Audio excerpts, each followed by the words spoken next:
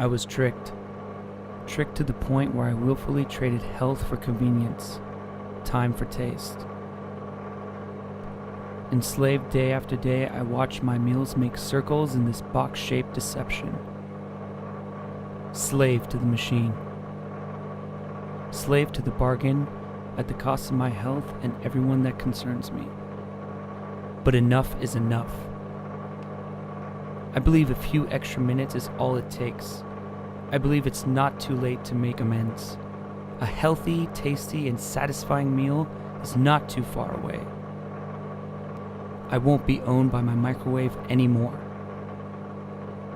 This is my resolve.